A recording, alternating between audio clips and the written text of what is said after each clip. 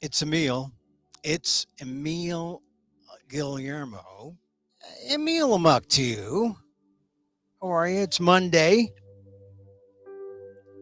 Monday, God, when I want the date, I can't get the date as easily here on my phone. It just doesn't show me the date. But today, day before the day that shall live in infamy, that this day is infamous on its own. December 6th, Monday. This is show number 194. Emil Muck's Takeout, my takes on all things considerable. Thank you for joining me. We're here live, 2 p.m. Pacific live. And I say that because if you are checking your watch, God, it's only 152. Does he know what he's doing? He says 2 Pacific live, but it's like 152. He's giving us something extra. Yeah, this is Lanyap. Something extra. Got to admit, I went to a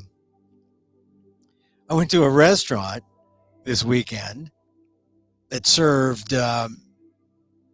finger kind of food, Middle Eastern food. And I thought they brought out everything. And then after we finished and fought over the bread, the pita bread, of course he does the pita podcast. He eats pita bread.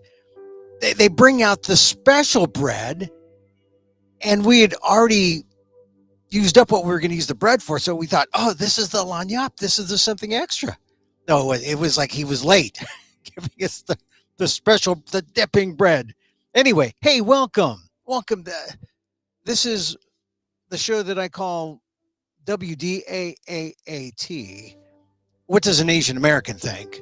We'll tell you. We'll fill the void. I mean, no one asks. We'll tell you. It's me, an Asian American Filipino, an AAF. Or that's my naming convention for an Asian American X, fill in your ethnicity. I mean, we're AAPIs or AAs or, we have a thing with our names. We haven't gotten that right yet, but that's all right. We're a big group. We're a big tent Asian American community.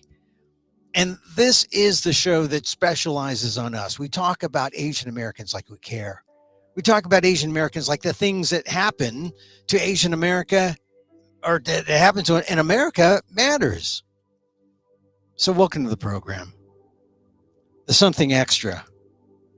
Oh, God, I'm just like checking out all the things that are happening in the news.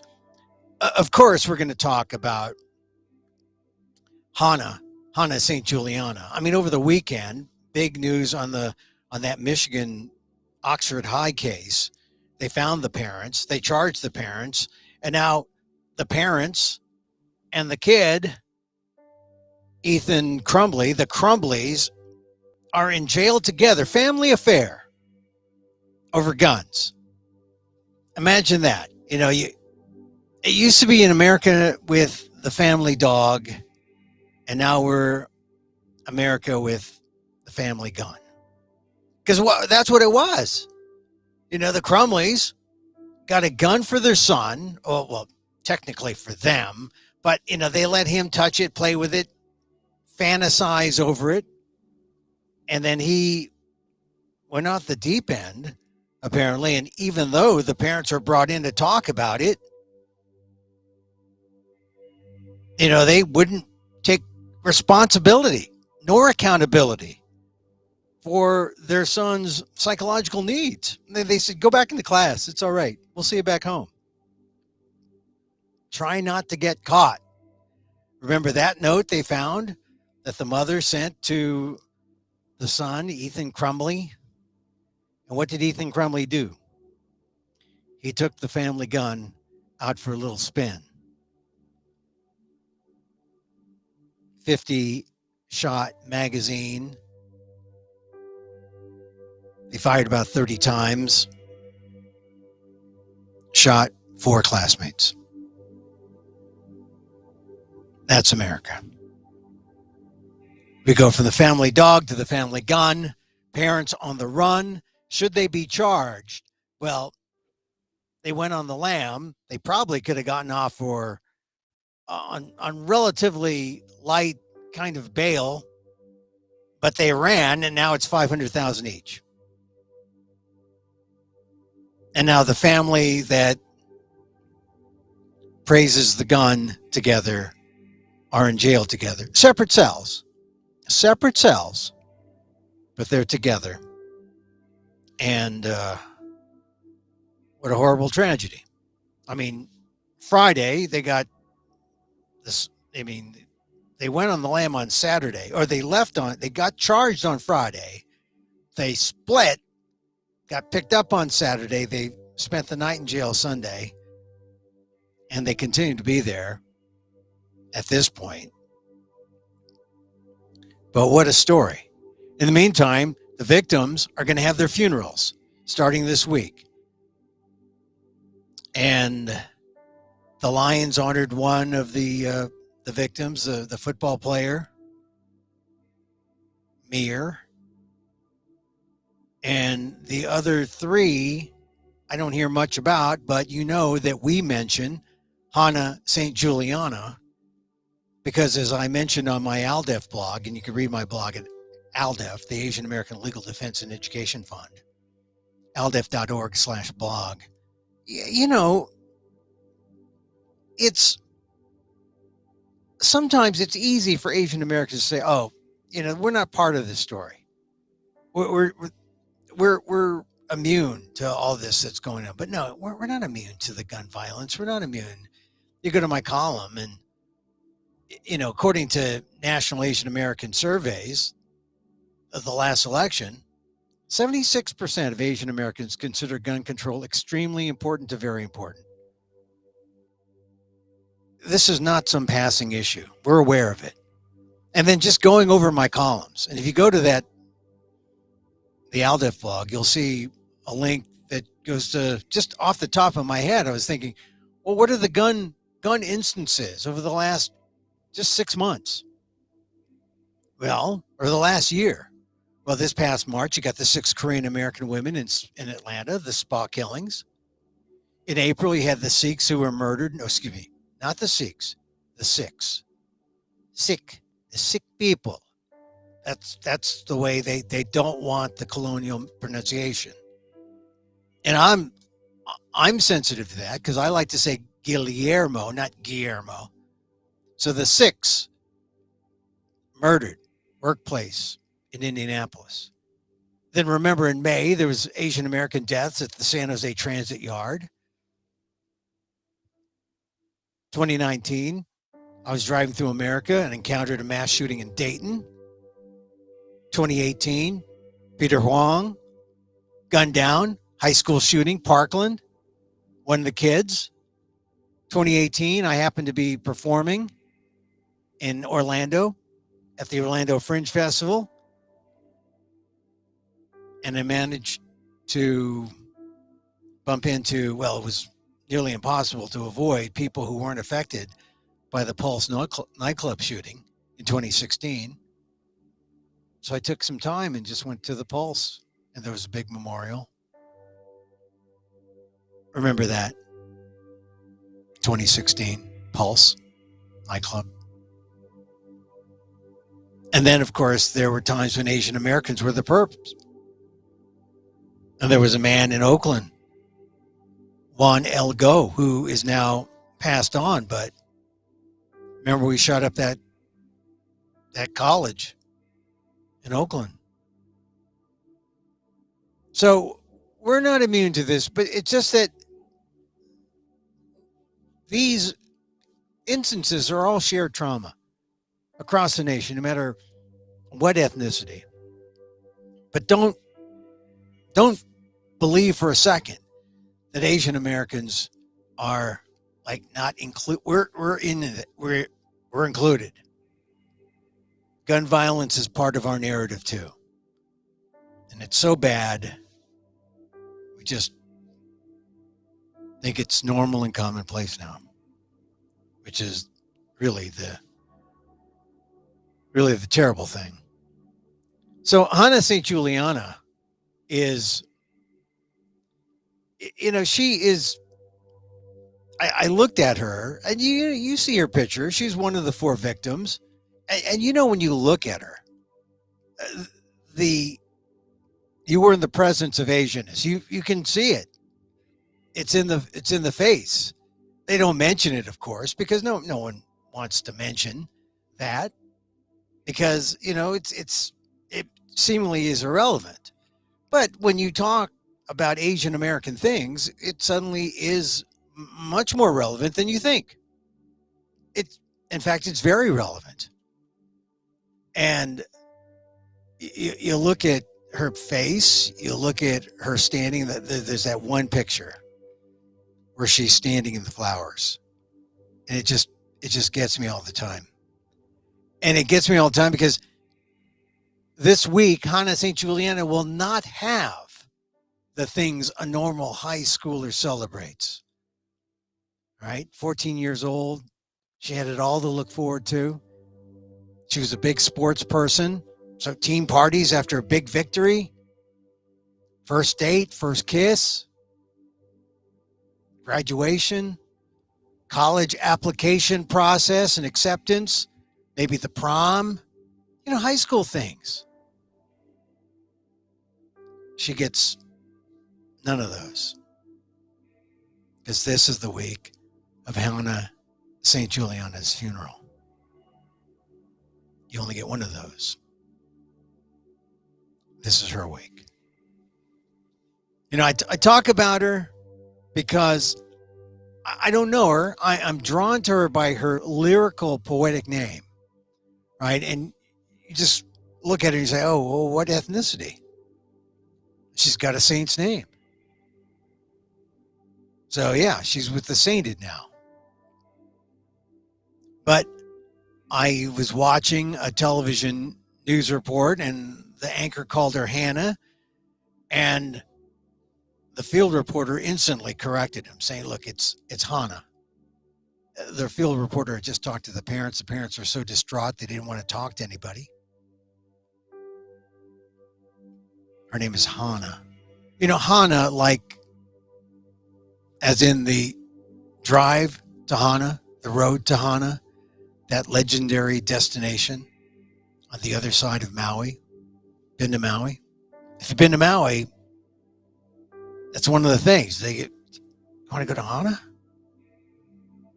So the field reporter had been newly sensitized to the fact that it's not Hannah, it was Hana.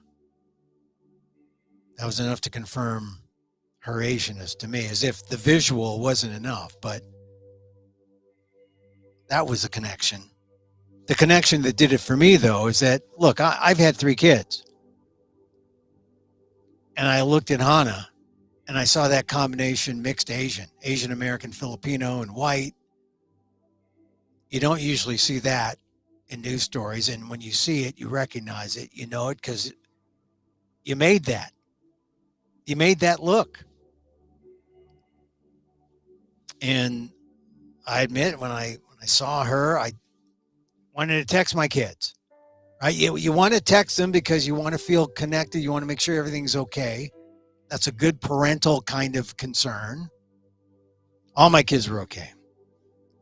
The ones that responded. But, it's just a reminder. Like, we're in this cell phone era.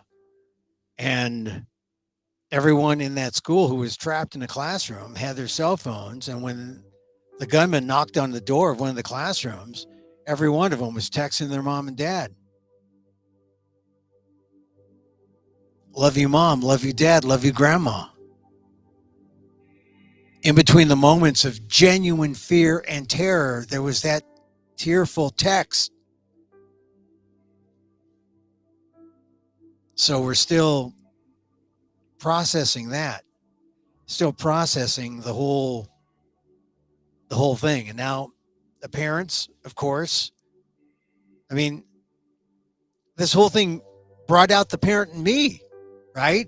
Because I see Hana, and I see me as the coach of the 15-year-old girls team. And of course, this whole case hinges on what is the responsibility of parents. What should parents do if you have a gun? Do responsible parents buy guns for their kid so that he can have Call of Duty fantasies? So that's going to be an issue. How to hold the parents accountable so that they are, well, it's not really for them, it's for all the rest of us. So that we know that if you're going to be a gun owner, you better be responsible.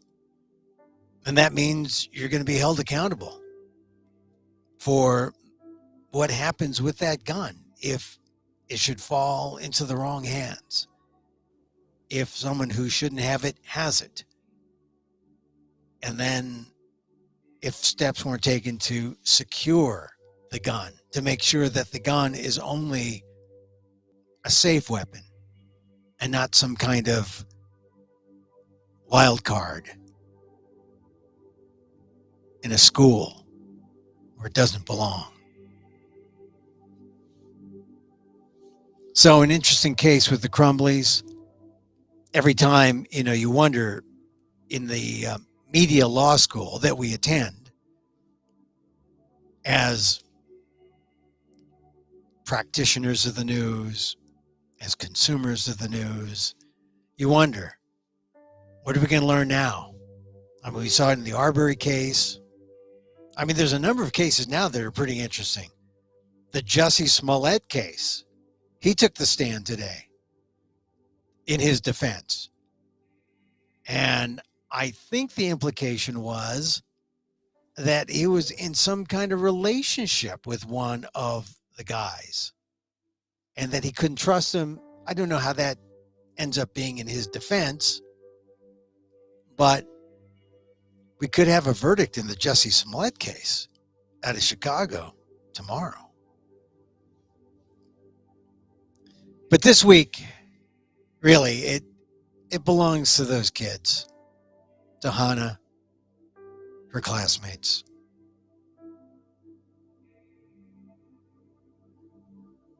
They are honored this week. I mean, there's that picture of Hana standing in the flowers. That's all we have left. I mean,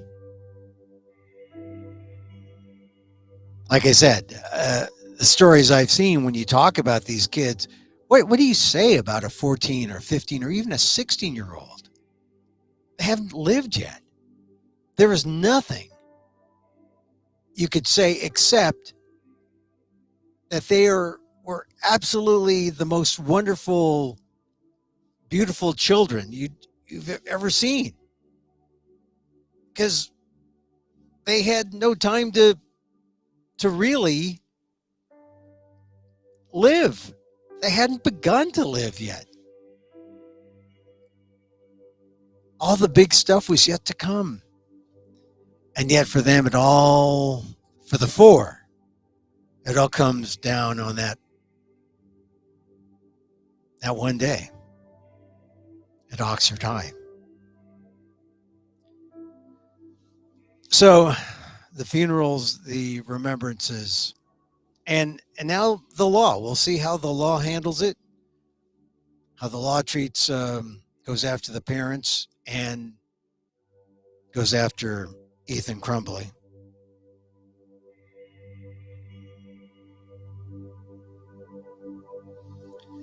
So I'm checking the news. Well, before I get to the news, this weekend was also the opening of Try Harder. And I want to get into Try Harder because, Oxford High was more comprehensive. It was more all comers. Come to Oxford High. You get a decent education, do some sports, get into a good college. But it wasn't Lowell High School. Not Lowell High School of San Francisco. Oxford was great, I'm sure. Oxford High School. Oxford in a community that's 90% white. That's why I thought, we're not going to see any Asians in this story. You don't know if there was an Asian.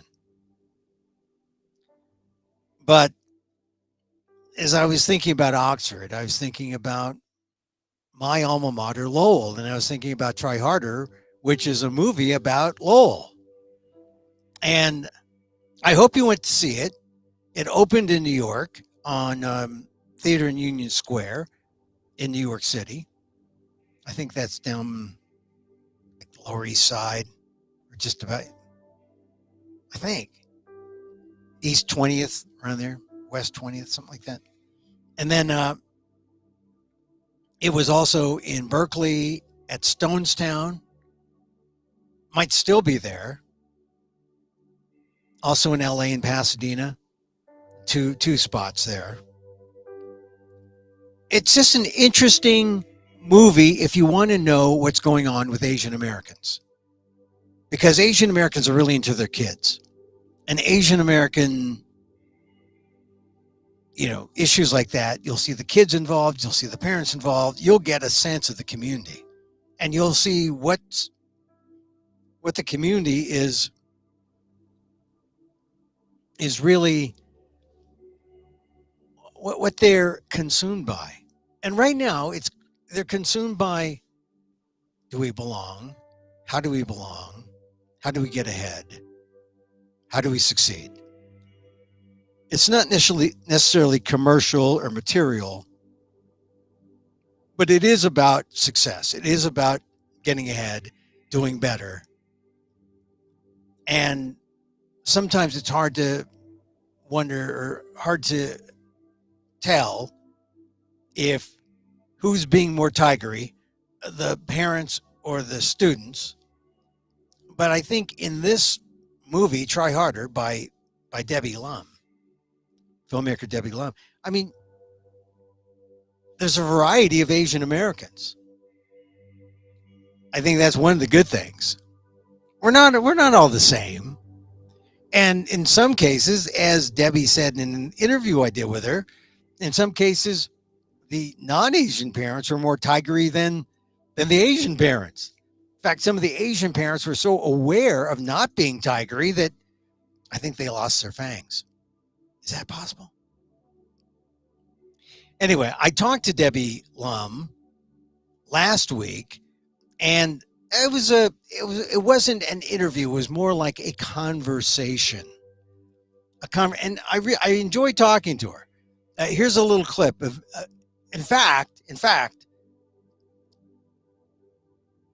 as I talk now, it's not up yet. It will be up within the next couple hours. If you go your podcast and go to Emil Amok's Takeout, it'll be an episode there. And you can also, I'll play the entire interview, but here's an interview I did, or a conversation with Debbie Lum. I asked her about the process, because she captures the process that these kids put themselves through in order to get to college. It's a brutal process, and at the end of the day, you're not auditioning yourself, which is what a lot of kids think. They think that this is like, if I didn't get in, it was a mark against my personality. And it's really just this crazy, impersonal process. And colleges were designed for students. It's the student experience. It's not that students are designed for colleges. That's not really how it should be, right?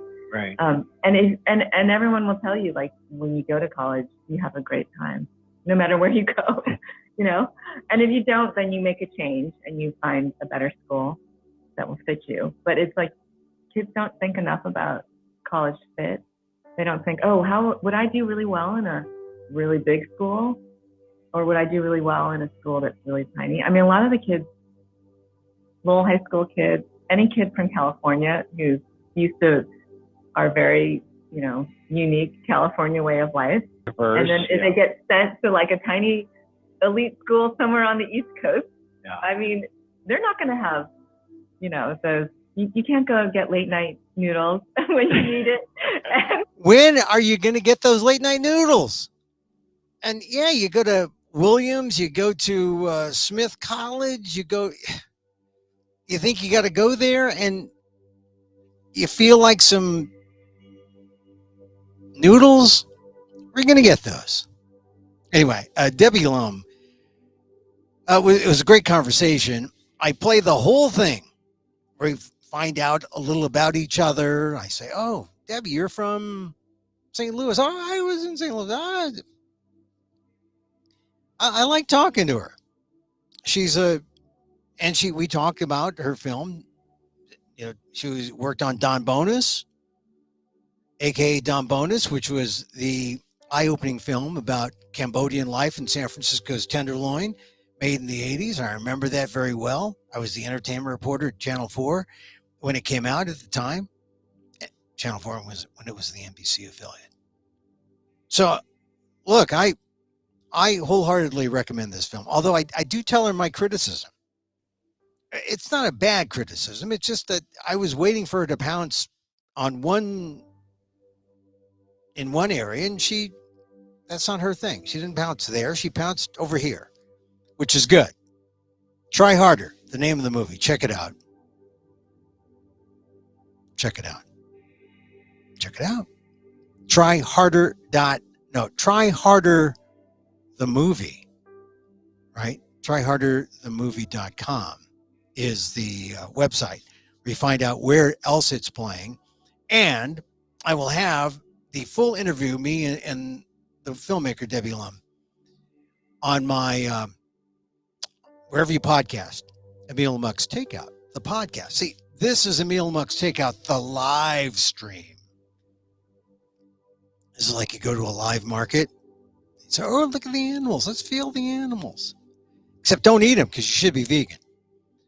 But the podcast is a different thing. It's not live generally. The podcast is, well, the opposite would be dead. But it's not dead. It's not, but it's, anyway, check that out. Coming up by 5 o'clock Pacific, it will be up. I gave myself a deadline. What else are we talking about today? I do want to talk about, let's see. I want to talk about the Washington Post. Man, a lot of stuff happening today. The Justice Department has said, according to the Post, that the new voting maps discriminate against Latinos. Justice Department is suing. ALDEF is in on a suit. They're working on that. So, you know what side the Angels are on.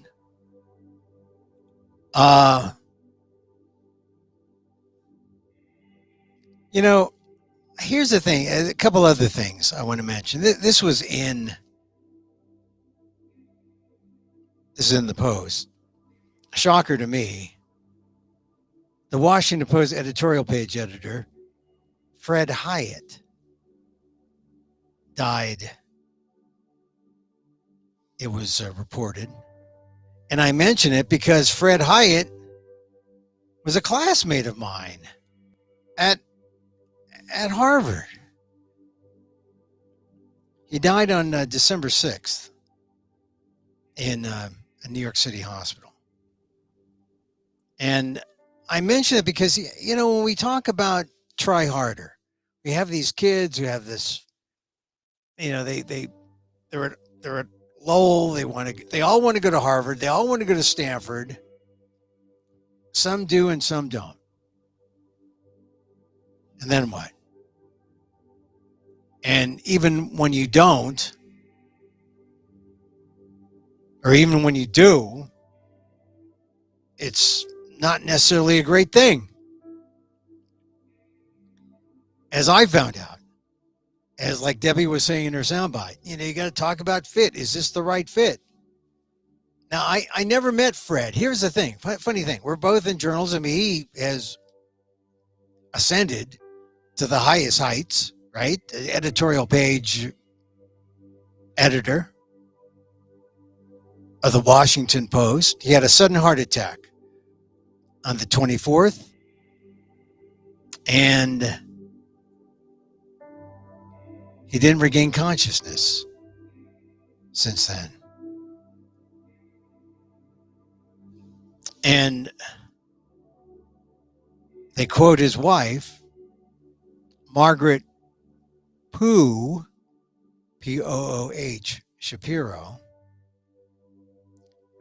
who, oddly enough, is the person I knew at Harvard. Freshman year, we had a few brief encounters. Like, hey, actually, I knew her brother, and so it's sad because we talk about those kids, the try harder kids, looking at their lives, and then I see myself as a kid who went to Lowell and was in exactly their position, trying to figure out where I'm going to go. And I ended up at one of the schools that they wanted to go to. And you see what happens. Sometimes it's not always the best thing. You meet a few friends along the way. I did reach out to Fred a couple of times. I had some pieces I wanted him to consider, but it's just sad. I mean, I think what I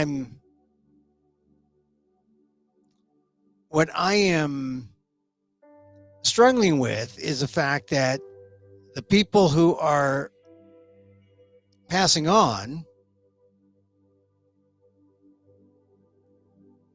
are the same age as me, which means this is our time, or we're in that mode where things can end like that.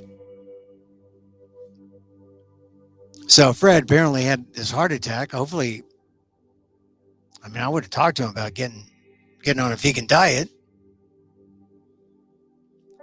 I don't know. I haven't talked to Pooh in years, but it saddens me to read her name on this obit. So,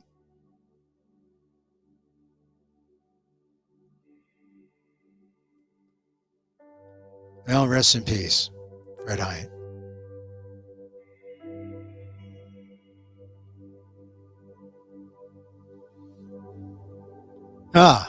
Well, see, I wasn't expecting that. I just was scanning the post for stories.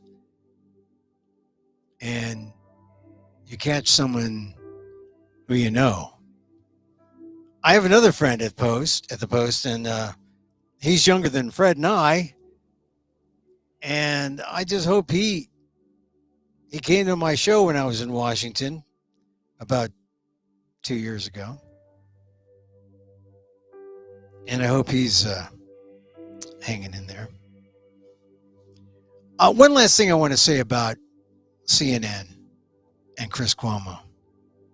They fired him. That was the other big media news over the weekend. And oddly enough, it was an unrelated sexual misconduct claim that was just thrown out into the mix, not related to anything he did. But remember, if you've listened to show 193 or show 192, I said that I thought that Chris Cuomo was still on the right side of the ethical line. I mean, some people will dispute that, but the fact is, he did not report on his brother. He may have talked to his brother and helped him somewhat. And now that's the thing that became clear, that Chris Cuomo got deeper into his brother's aid. And it was more than the Post or more than the CNN thought. But here's the thing. And Cuomo said this himself. He said, look, he's my brother. I got to help my brother. And, if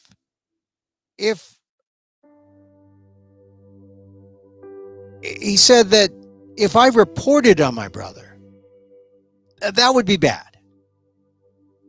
But I'm not reporting on my brother. in his situation. Now you might say, well, that kind of hurts CNN. If he's the guy up, doesn't it hurt if CNN, if the governor and his brother are on the network and you don't have the guy in the network reporting? That kind of hurts CNN. Well, you can have someone else report on it. Cuomo doesn't have to report it. You can do all your coverage on Governor Cuomo elsewhere, just not on Chris Cuomo's show. I mean, there's a ways around it if people like you. But if people don't like you, then forget it. You're not going to get out of this one. And so I said, he's got what looks to be the number one show on CNN. He's got Jeff Zucker, the president of CNN, who is on his side. He might be able to survive after a suspension or something like that. But when new information came out that Cuomo's interest was deeper, or his activity was deeper than first said, I think they felt they had good reason to get rid of him. I think it's because no one likes any controversy, really. Deep down, management does not like controversy. And when someone just for good measure throws in a sexual misconduct claim from Chris Cuomo's ABC days, well, then here comes the kitchen sink. And it just looked to me that, well, you don't survive that. This is the way people get rid of you when they don't like you. Everyone lines up. They take one shot. And, it seemed that even at CNN it was split because his staff, of course, loved him. They knew the work he did. If you watched his show, and I did from time to time, I thought he did a good job. I split time between watching him and watching my friend over at, they don't go head to head, Lawrence O'Donnell, friend of mine. I watch him, but he goes up against Don Lemon. So I think CNN could have stood their ground and said, look, here's our standards, and we're going to stick with Cuomo. We like him. But they didn't. Because that kind of like is fickle. And in the end, like I said, are you worth it? Are you worth it to them? Chris Cuomo makes something like $3 million a year. Are you worth the bad publicity? Are you worth the question or the shadow you throw on CNN's credibility? What price your credibility? If people think, oh, well, there's Cuomo. And if you like him, you say, yeah, we like Cuomo. He's a good guy. If you hate Cuomo, you say, CNN, they're terrible. They're not fair. They're not credible. Do you want that? That's why they just had to get rid of him. Save themselves $3 million, hire someone cheaper, younger, darker, meaning they're already talking about hiring a woman or hiring a black woman, hiring a Hispanic.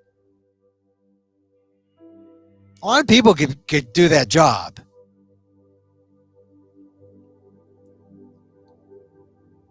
I mean, a lot of people. Just look at the analysts who they have filling in for Don Lemon from time to time. I know an African-American woman right now. She'd be great for Chris Cuomo's job. She does a serious talk show. Being a talk show host helps to do that kind of show because it's not a strict reporter job. It's not a strict, here are the facts. It's analysis, but it's also a little bit of personality, a little bit of,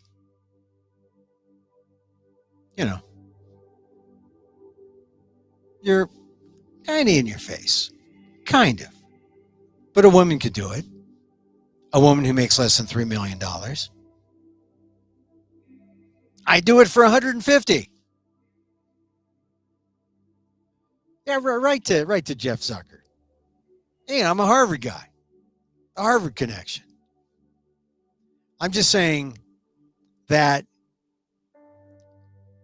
if they had stuck with Cuomo, they wouldn't have had much of an argument from me.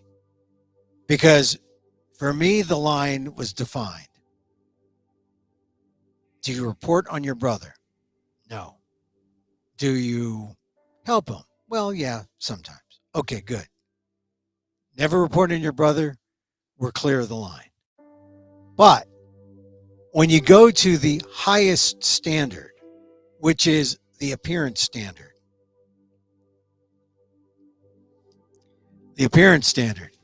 that's like the impossible standard. You can't win the appearance standard. The appearance standard, it sinks the racists all the time. Because the racists say, oh, look, there's a black guy. He's going to steal from you. Oh, there's a brown guy. He's going to steal from you. Oh, there's an appearance. What do they do? Appearance. When it comes to journalistic ethics, appearance is forget about the truth. What does it look like? Does it look like you're in conflict with your brother? Does it look like you're in conflict with CNN if you talk to your brother and then you're reporting the news? Any news, not just the news about your brother. The appearance standard. That's what's on Chris Cuomo. And that's what's really kind of sad. Because what does it tell all talent? You're expendable. You're expendable unless you own your microphone, you own your network. No one cares about you. This was the corporation watching out for itself, watching out for its credibility. And there were those who played hardball and said this was, a matter of the credibility of the entire organization, not just the Cuomo family, not just what does it look like? Oh, man. You're working on the look like standard now? Not whether or not it did X or Y or Z, but whether it looked like it did X, Y, or Z? How do you beat that? You don't beat that unless someone likes you or really loves you or owes you a favor or wants to save you. And no one did. Not enough. Look, the Cuomos are going to be okay. The former governor, the former anchor, they'll do something. I think Cuomo still has his talk show. I mean, they'll do something. They're okay. They're not like the guys who were called in by the Better.com CEO, Vishal Garg from New York City, born in India, came to America when he was 7, went to a school much like Lowell High School, went to Stuyvesant High. And a lot of kids from Harvard went to Stuyvesant High. Stuyvesant was your tough academic New York City school. So Garg is a billionaire, has this thing called Better.com, which helps you get mortgages. He fired he just mass firings today. Had them all go on Zoom. And now they have a leaner, meaner company. And the boss said he was going to cry. He cried when he did it the first time years ago, and this is the second time. He's not crying, but he's going to give you all severance. Merry Christmas. Sad. So people losing their jobs as the economy is sort of trying to find itself. trying to fight Omicron, trying to fight COVID, trying to fight inflation. It's kind of a weird time, which is why I like to stay in my closet. I like to stay in my closet right now. No, I went out. I went out and about and came right back here. Hey, listen, thank you for being with us today. Show 194. And catch the Debbie Lum interview or conversation on my podcast, Emil Guillermo's Takeout, coming at you probably by 5 p.m. Pacific. I'll have it posted. And wherever you podcast, the purple icon on your iPhone, it'll be there. All right. We're here every day, Monday through Friday, 2 p.m. Pacific. If you've made it this far, you know this is the time when I get kind of meditative, and I just want to offer some. I don't know. One of the things, I went into the city because I love to go to the beach. It's cold, but you get to see the ocean, and you get to see how big the ocean is. And all the things that upset you, all your troubles, the things that bother you, you see how small they are when you see how big the ocean is. And when you lean into the thing that's bothering you, you realize, hey, there's a big ocean out there. You realize you're not bothered. And you realize that the distress that you're feeling, no distress. So give your elbows a hug. Touch that part. It says, yeah, it's all right. It's going to be all right. Because it is. It is. I mean, it is going to be all right. And if you're a try-harder kid and you didn't get into your school, hey, see, I mean, a lot of those kids have gone off to college already. They know it's all right. They know they're good. So, at this point in the show, I like to reassure you. As I wish for me, I wish for you. May you be safe. May you be healthy. May you be happy. And may you live with ease. Till next time, Emil Guillermo here. Mahal Gita.